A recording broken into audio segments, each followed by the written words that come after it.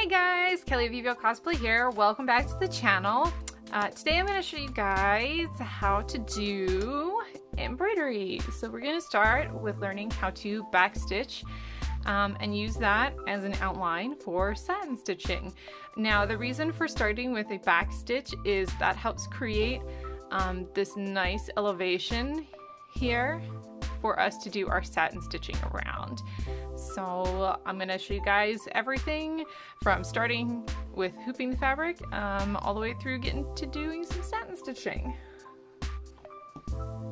So I've gone ahead and I've got, a nice little wooden hoop here and a scrap of cotton fabric, and we're going to need to, excuse me ladies, we're going to need to get this, into our hoop here and make sure it's nice and taut. I apologize for the cat hair that's on the fabric. It's just, living with cats. So we're gonna put the inner hoop underneath the fabric, like so. And then we're going to pop the outer hoop around that. Okay, and then we're gonna wanna make sure we tighten it nice and tight with this here. And as we're tightening it, we're going to want to make sure that we're pulling our fabric taut in the hoop. So we want to make sure it's nice and taut before we start our embroidery. I'm just using, a scrap piece of cotton sateen that I had laying around in my fabric stash. So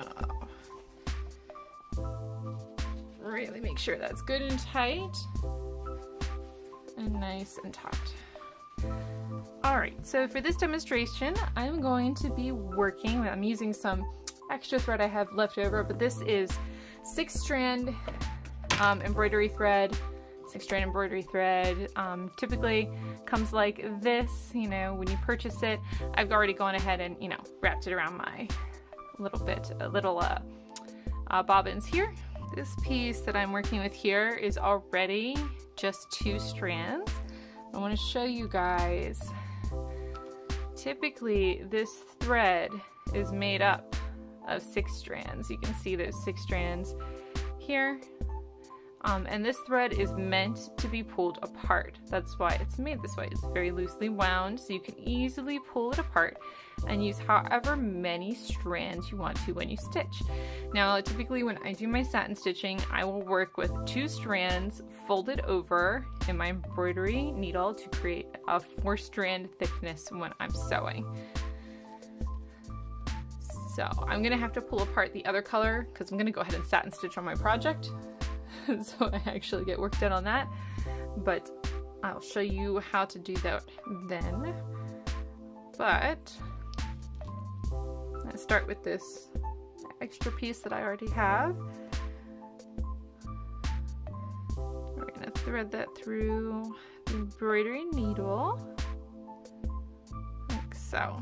And I'm gonna pull the needle towards the center, and then I just take both ends and tie it off in a knot.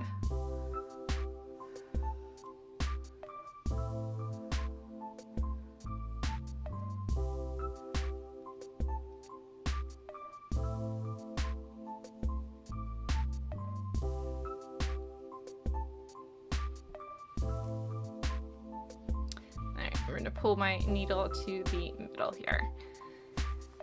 Basically, let me see if I can get a little line on here that we're going to work with. So let's say this here, this nice little line as part of our design. So we're going to want to do, first thing, a back stitch before we do satin stitching. So to do a back stitch, it is super duper easy. The first thing we're gonna do is stitch up and back down through. Oh, don't get tangled on me now. Okay. Obviously we create our first stitch just like that. Then our second stitch is going to be a stitch length out from the initial one. Pull that up. And right next to that original back stitch, we're going to pull back through. And we're going to repeat that process down the fabric to create our backstitch. Oop. I swear I can embroider better than this. It's the pressure of filming.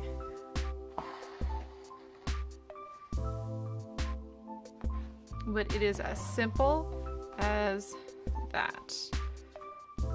And you'll do this all the way around your design before we get to the satin stitching part.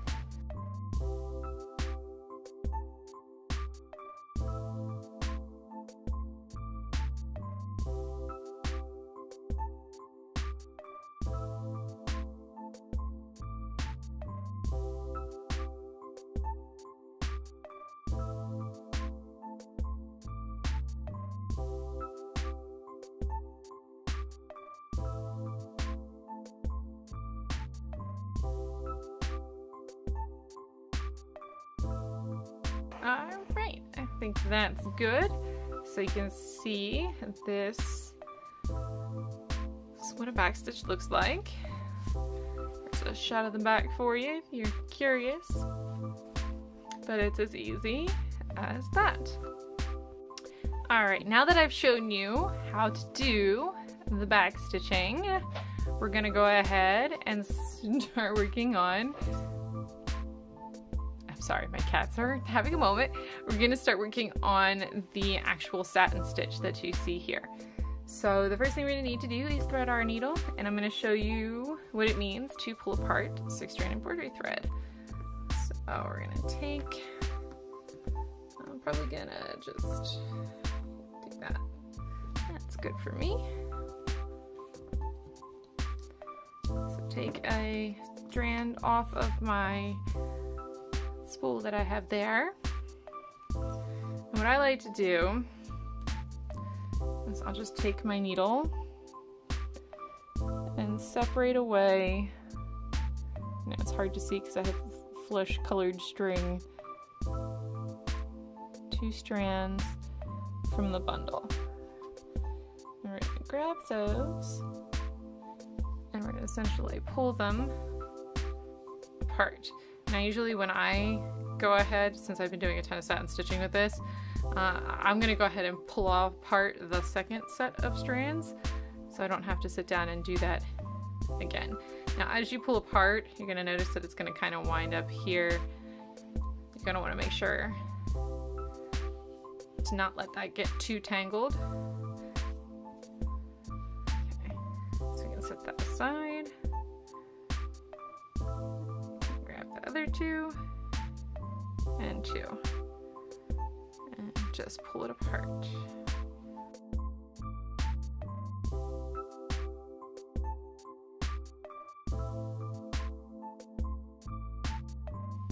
Alright, and we're going to take the embroidery thread / embroidery floss, whichever you prefer to call it, and thread up our needle just like we did last time.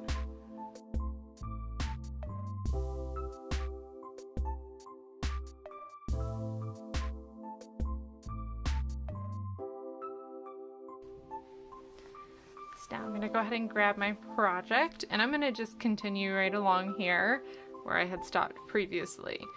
And we're essentially going to just make sure you guys can see. We want to go as close as we can to that last stitch, and right next to the edge of that back stitch. We're going to pull it, and we're going to go as close as we can to that stitch, and that's basically it. Now obviously as you go around a curve, you're going to need to essentially curve your stitches. So in particular you can kind of see here that the stitches are far more dense along the inside of the curve than they are going to be on the outside of a curve. And you know, sometimes you will be stitching literally right on top of each other when you're working on the inside of a curve like this, since it's so densely packed. But I try to keep my stitch angles, you know, my stitch going straight across my curve so it looks nice and clean all the way around.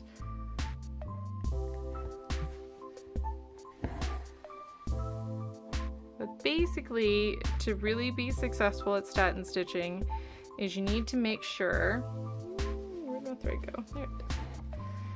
You want to make sure that you're getting basically as close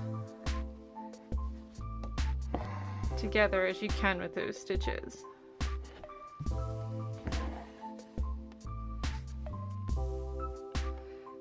That way you don't have gaps. And if you don't get, you know, super close and you end up leaving a gap, you can always go back and, you know, fill that gap in again with a stitch. But you have to be patient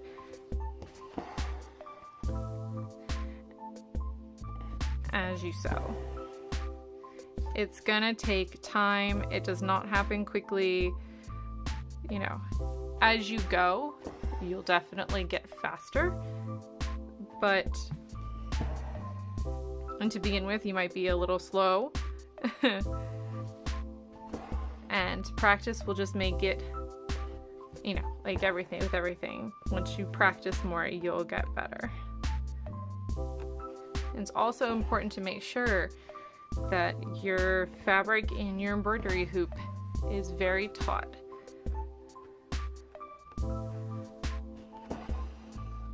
So everything is nice and clean as you stitch.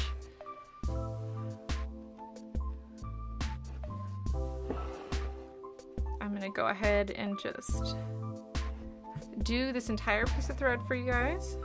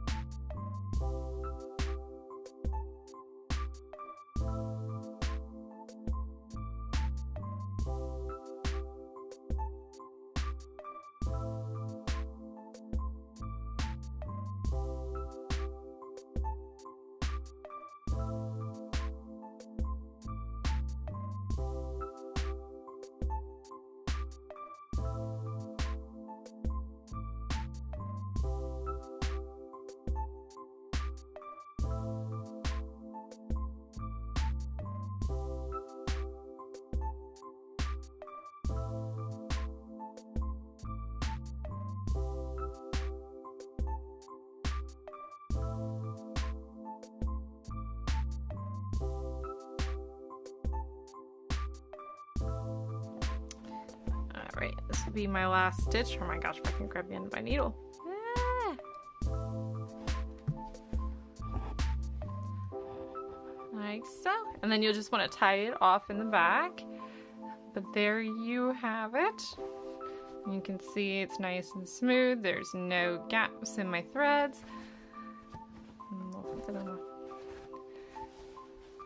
I'll just kind of go around so you guys can kind of get a close-up look as far as how the embroidery looks. Now when I get to junctions like this, I'm going to note that I try to plan out my embroidery. So a place like this, as you can see, I want to do this before I do this. So like this, these stitches actually go underneath the edge of this here, so that when I overlap this, there's no gaps there. It's the same idea here. These stitches are actually underneath of these end stitches here.